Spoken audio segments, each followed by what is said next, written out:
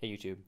So I just recorded this whole thing wearing a lav and realized I had the mic input connected or selected on the Zoom.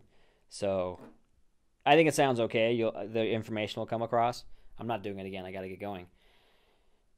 But forgive me and use this as a learning experience. Make sure that even if you're in a hurry, to double check that your inputs are correct on the recording device, because even though you've done it once or twice, you'll do it again. All right, welcome to Fun with Lenses. I am going to have fun with these lenses. That was a reference. If anyone can guess that reference, you might get a prize in the comments or something. Anyway, so let's talk about some lens options. Got a floaty spider web. Anyway, okay, so someone was asking me specifically some good lens options for the GH2. Now the beauty of this little camera is that because of the micro four thirds sensor and mount, you can pretty much adapt any lens to this camera system, which makes it obviously very super nice and versatile. So in my personal setup currently, I've got a few lenses on the horizon I need to get for a couple things coming up. But if I just pulled all the stuff out of my bag right now, this is what the setup would look like. GH2, Canon 7D, I have the RED down here, and PL lens. I'll show those in a second. But I have my Canon mount auto lenses. I have my Canon FD mount manual lenses. Oh, sorry, a couple of these are. Here's auto. Here's primes. This guy. So I have automatic Canon mount. I have manual Canon mount, EF mount, and then I have manual Canon FD mount. And right now, currently, I only have one actual micro four thirds mount lens. That's the kit lens that came with it. So, really quick about this camera. As you all should know by now, the GH2 has a micro four thirds size sensor. I'm not sure that's an actual designation because the Blackmagic camera has a micro four thirds mount, or it should. Eventually it will, or something to that effect. I'm not sure where they are right now in their what they're specifying. I know they have the Canon mount ones out, but the sensor size is about half of what the APC size is, or sorry, of what 35mm is. So as you go down in sensor size, you have your 35mm, which when you look at the millimeter rating on the lenses, the focal length, those two kind of if you're used to shooting 35mm film, your 35mm. Sorry, your full size sensor cameras, it'll be the same thing as your lenses. You'll be used to shooting a 35 as a 35, a 50 as a 50, things like that. Now, once you step down to the Canon, sorry, not the Canon, the APC size sensors, the 7D, the RED, some other cameras like that, the Nikon, they have a certain specification. You crop in 1.6 times, so it's a little bit smaller. A little bit. Crop factor on your lens. Now this is the same as shooting a cinema motion picture film. The way they run the film through, it's a little bit smaller too. So if you're used to shooting cinema lenses, then you're going to be used to thinking like a 35 is more of a 50, things like that. If I've lost you, hang on, because I'll get past this technical stuff. And lastly is the micro four thirds cameras, or the GH2, which is a double crop factor. Meaning, if you're used to shooting the 5D or full format sensor, you take your lens and you double it.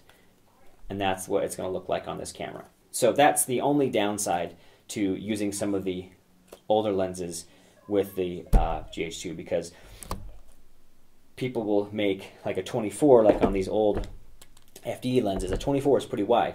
People shooting 35mm film, they get a 24, like that's wide, that's all I need. Whereas a 24 on the GH2 now turns into like a 50. So you want to make sure that you have some options. Anyway, I digress. Let's talk really quick more about the options. Okay, so again, my setup, I have a Tamron zoom. This is my 17-50. I use this quite a bit. The good things about it are it's light, it's small, it's fairly inexpensive compared to some of the other lens options out there for the aperture length. It's fast, it's a 2.8, so lots of light gets through here. The downsides are, I personally don't like the direction of the focus. It's backwards like a Nikon.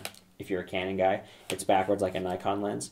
Also, this one only, the throw on this focus is only a couple inches. So to get really minute focus pulls, it's kind of difficult, and it steps a little bit. So that's something always frustrated me. But as far as a stills lens though, it does a really good job. It's super sharp, super fast. I love it. The next option we have is our really cheap Canon 50 Prime. This is an awesome lens, especially for the price. I think I paid like 50 or 75 bucks for this back in the day. And again, the pros are very light. Autofocus if you're doing stills, or I guess if you're doing something like a T3i or something like that. Again, very cheap, very fast. It's like a 1.8. Downsides is if you're doing it manually, you have the lens, it's a very, very small focus ring, so you can't really hook up a follow focus to it or things like that. But it's still, for what the price is, it's an awesome lens. And moving down the line, we have, so those are my autofocus lenses. Then we have a couple of Rokinons. Now I love these lenses. I'm going to get the whole set here pretty soon. I just bought a couple of them to kind of test them out, and I'm sold. So we're going to get the whole kit here pretty soon. But right now I have the 85, beautiful, beautiful lens, very sharp. And these are all set up to be cinema lenses, so they're geared and they're very smooth. And you can see that they're very easy to, a follow focus will pop right in there, really ready to go. I still use these for stills as well. It's all manual. I'm more of a manual kind of focus guy anyway, unless I'm shooting sports or my kids or something. So getting manual lenses isn't a problem. This other lens I have is a Rokinon 9mm, or is it 8? I can never remember. I think it's an 8 actually. Yeah, this is an 8. Oh, and the Rokinons are also very fast. I think this one's a 1.5 or something. Again, I can't remember. I always have to look it up. There we go, 1.5. So that's a fast lens. A lot of light gets through that. So good depth of field, good low light performance. The 8 is pretty fast for a fisheye. It's a 3.8. But again, it's a fisheye. It looks very, very bent, especially.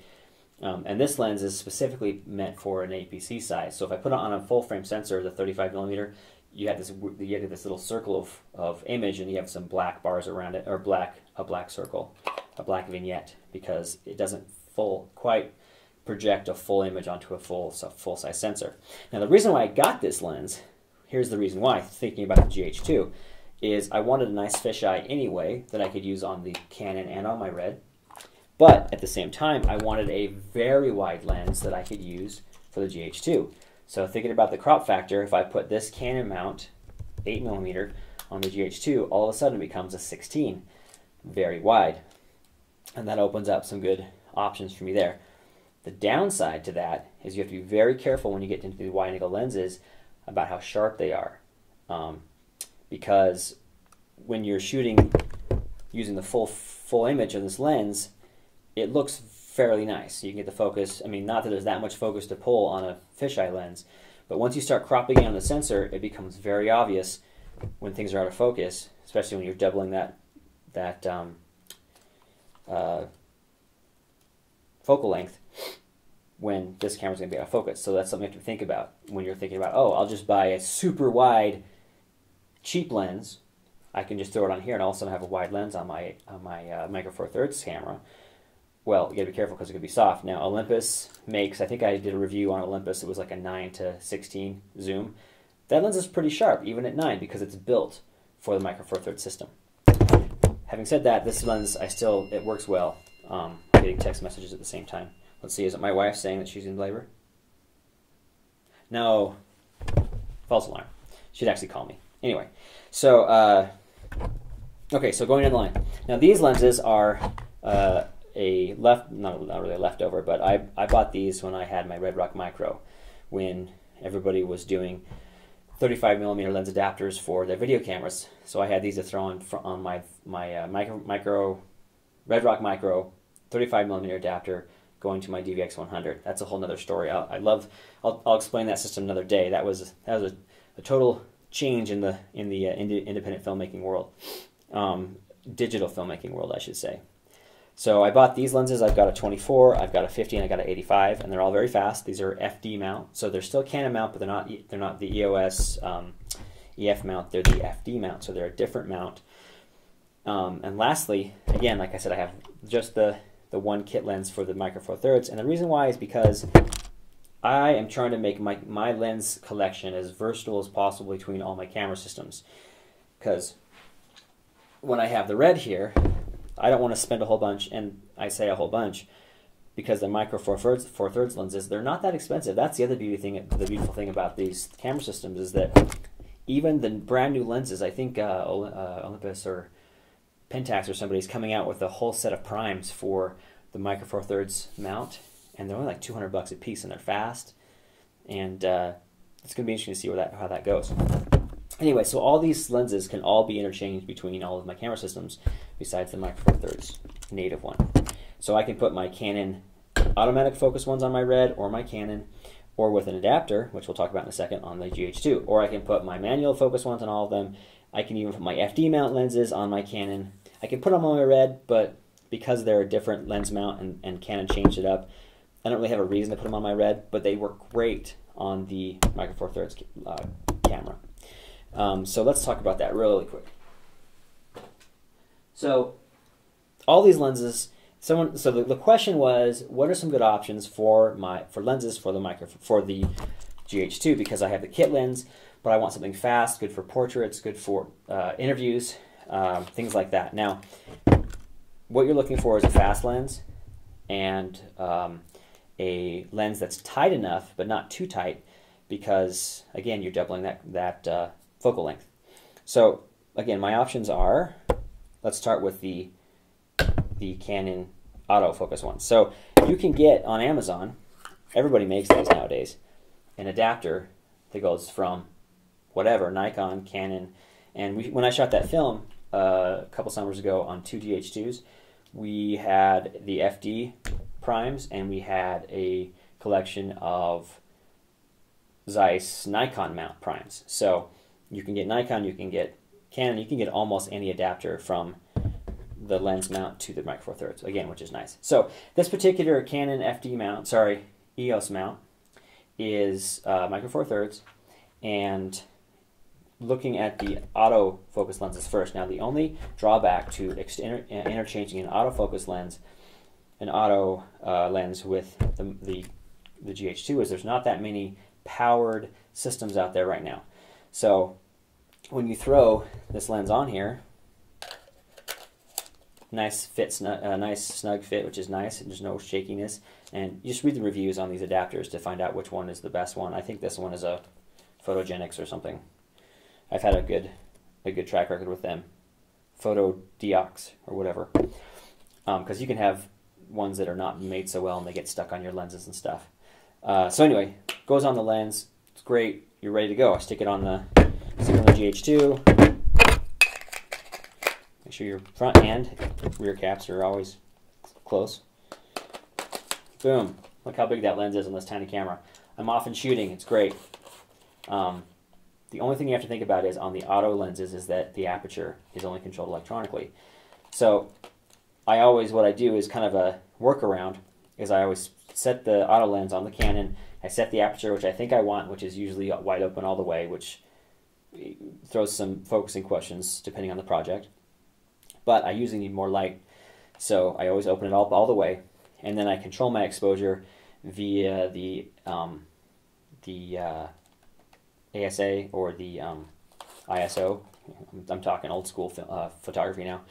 Or you can get an adapter that has a little aperture ring, a little diaphragm on the lens itself. I'm not sure you can see this so far away because I'm shooting this on a teeny tiny Canon I have, because all my camera systems are here. So this has a little bit of an iris, not a diaphragm, an iris on the back side of this lens, which does cut the light out. So if I need to stop down, I can stop down on this side of things, as opposed to using the actual iris inside the lens. This is a great workaround. The problem is once you start dropping down past a couple of stops, you start getting some weird vignetting inside the camera. So you start to get some darkness on the edges. But for having access to the lens and not buying another additional lens just for that, it's workable. So it's an artistic decision. Make sure you understand what you're getting into when you're doing the auto options like that. I've misplaced everything. So same thing with the Canon, the 50mm there. Now, the difference is when you start throwing these Canon mounts that are manual, these Rokinons, these work great again on this camera. You throw it on here. I always leave the little adapter aperture thingy open all the way because I don't need to worry about it because this lens has manual aperture on it. So these are great little lenses that I can use across my camera systems. So that's the Canon EOS adapter. I also have, like I said, for the FD, an FD adapter. Now this one has a little rod in here because the way the FD lenses work is they have to engage the f-stop, you have to have this little pin here that chunk goes and says to the lens, I'm engaged with the camera. So all the FD ones should have that. Just make sure if you're getting FD lenses that you have something like that. So again, this just pops on the GH2 very easily. And then you can throw, and this is my workhorse. I use the 24 on this FD mount all the time. So then I lock it in, I say ready to go. I have manual controls, everything. It's awesome. Now, again, doubling the focal length. So my 24 acts like a 50. So this is my normal lens on this camera system. It has great for interviews, looks great for portrait shots, things like that. But it's hard to follow the focus if you have moving subjects. So you got to be aware of that. But yeah, that's a great lens option. So if you're looking for good depth of field control, this is a fast lens as well. It goes all the way to like a 2. Not as fast as some of the other ones, but a 2 looks great, especially when you're on a 24.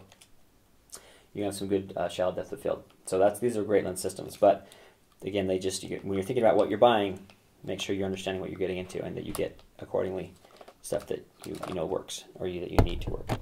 And lastly, again, is just the Micro Four Thirds mount. I use this kit lens only for the wide, like the 14, because everything else about it just sucks. It's not fast. It's not as sharp as you want it to be. The autofocus is great, so I'm out at the park shooting my kids, running around playing soccer. It's awesome. It's light, but other than that, I try to avoid using this lens. I stick with my other options that I have. So I feel like I've talked a lot, but I answered the question. So to answer the question, some good lens options for the GH2 would be to look around. You can get some nice, inexpensive Canon old glass. I would even maybe tend to say go look at the Nikon glass because there's plenty of that around too. They haven't changed the amount in forever.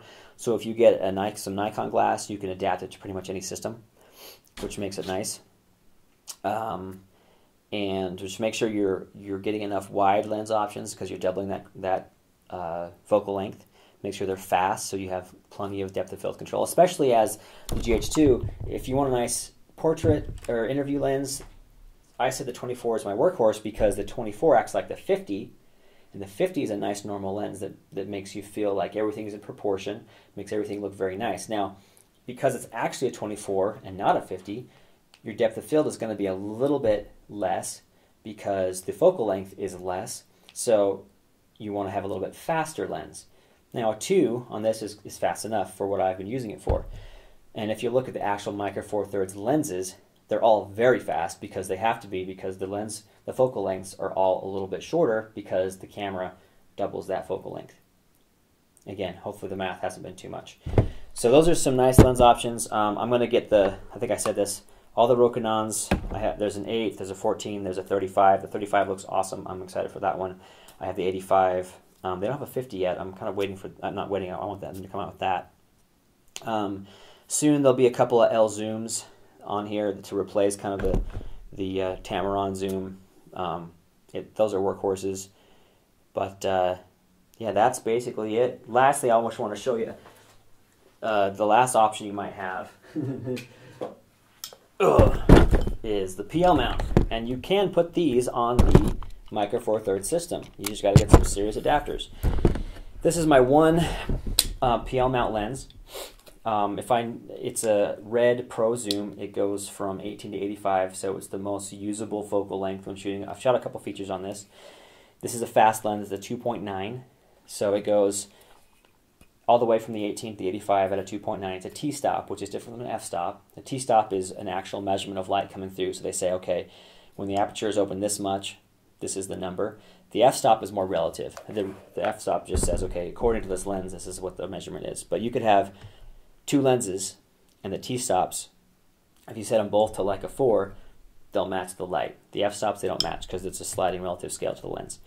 Anyway, this lens is so huge because it has a big element. So when you're all the way down on the 85 end of the focal length, it has enough light still coming in to be rated at that 2.9. So this lens is awesome, but it's very heavy and it's very expensive, but it looks very nice. It's very sharp, and everything is inside. So as opposed to some of the DSLR lenses, you'll notice that when you zoom or when you focus, you'll have the barrel extend. Well, the RED Pro Zoom, everything's internal. That way you can set up your matte box, all your filters, it all stays right here and nothing gets pushed in and out. So as you zoom, the action inside is internal. There's no extension of the barrel. Same with the focus. And everything, of course, is geared and very smooth, designed for cinema. When I do other stuff, I just rent PL lenses, so I'll PL primes, the red primes, or some kooks, or whatever the project calls for. But that sucker's the big one. Otherwise, I stick with these guys because they do a good job as well. All right, I hope that answers your questions. Hope I haven't just had too much information. This is probably a longer video than I wanted it to be.